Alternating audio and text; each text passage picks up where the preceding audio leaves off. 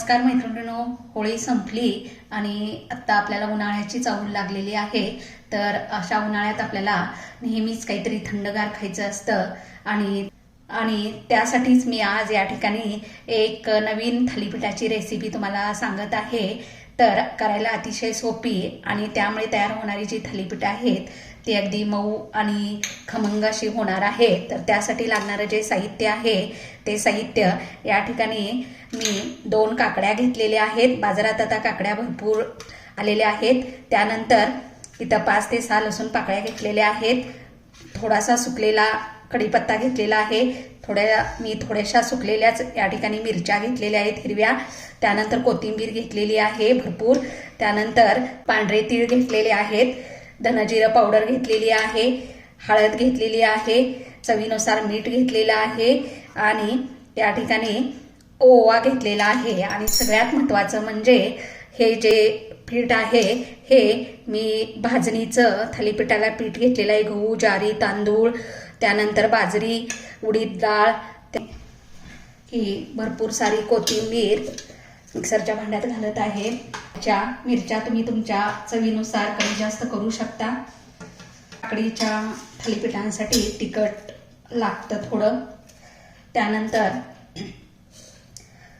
लसूण, मिरची, कढीपत्ता, कोथिंबीर हे मिक्सरला मी बारीक करून घेणार आहे। तर इथे अजून थोडंसं बारीक करायला पाहिजे। यात मी थोडंसं पाणी घालून आणखी एकदा फिरवून घेणार आहे। ते बघू शकता आपली पेस्ट छान अशी पेस्ट झालेली आहे। तेल, मिरची किंवा लसूण लागलेला नाही।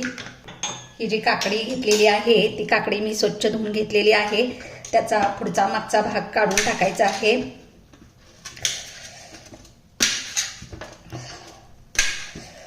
तर तुम्ही किती लोकांसाठी करताय? आता मी इथं 3 लोकांसाठीच करणार आहे, त्यामुळे मी 1 आणि 1.5 काकडी मला लागेल। तर तुम्ही किती लोकांसाठी करताय त्याच्यावर 2 किंवा 3 काकड्या तुम्ही वापरू शकता किंवा त्याच्यापेक्षाही जास्त वापरू शकता। तर ही जी काकडी आहे ती काकडी मी या ठिकाणी खिसणीवरती खिसून घेणार आहे।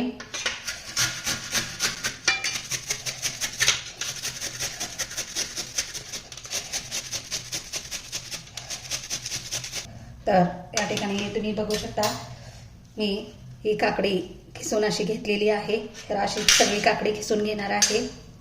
आता हा जो काकडीचा खिस आहे तो मी एका परातीत काढून घेत आहे। त्याच्यानंतर इथे मी मेजरमेंटच्या वाटीनं 4 वाट्या पीठ घेतलेलं आहे। ते आता थोडं थोडं करून याच्यामध्ये घालायचं आहे, म्हणजे या जेवढं पीठ बसेल तेवढंच घालायचं आहे। आता मी 1 वाटी घातलेला आहे। त्याच्यानंतर मी या ठिकाणी जे बाकीचे मसाले आहेत ते थोडे घालत आहे। हा ओवा घेतलेला आहे। ओवा थोडा मी हातावरती चोळून यामध्ये टाकत आहे। त्यानंतर याच्यामध्ये पांढरे तीळ घालत आहे। या ठिकाणी धने जिरे पावडर या ठिकाणी घालत आहे। दोन्ही मिक्स करून घेतले आहे। त्यानंतर या ठिकाणी हळद घालत आहे आणि या ठिकाणी मी चवीनुसार मीठ घालत आहे। काकडीत पीठ मिक्स केल्यानंतर आपण जी पेस्ट करून घेतलेली आहे ती याच्यामध्ये घालायची आहे।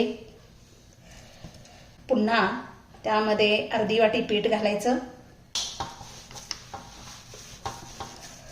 मला अजून हे मिश्रण थोडंसं सैल वाटतं आहे, मी अजून थोडं पीठ ह्यामध्ये घालणार आहे।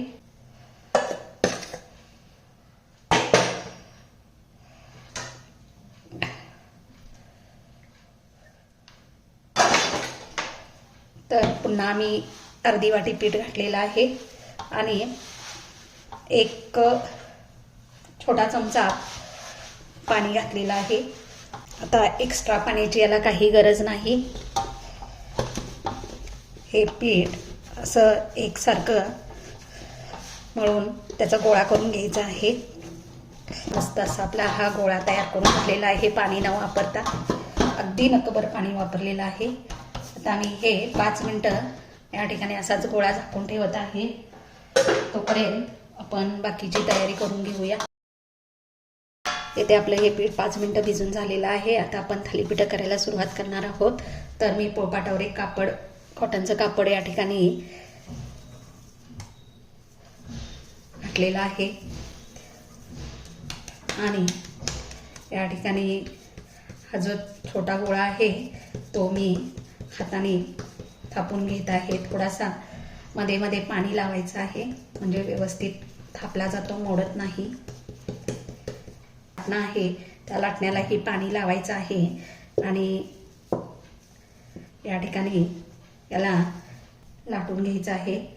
जर लाटण्याला चिटकायला लागलं तर त्या ठिकाणी पाणी लावायचं, पुन्हा बोटाने या ठिकाणी थापून घ्यायचं. पुन्हा थोडंसं तर काठावर या ठिकाणी थापायचं आहे म्हणजे काठ मोठे होत नाहीत. आणि लाटण्यानं जर लाटणार असाल तर लाटण्याला थोडं थोडं पाणी या ठिकाणी लावलं की ते लाटण्याला चिटकत नाही. इथे आपलं थालीपीठ लाटून तयार झालेलं आहे. तर याला अशी होलं पाडून घ्यायची आहेत. होलं पाडण्याचं कारण म्हणजे या ठिकाणी आपण जे तेल टाकणार आहे ते दोन्ही बाजूनी या ठिकाणी त्यामध्ये जातं. आता आणि हे जे थालीपीठ आहे ते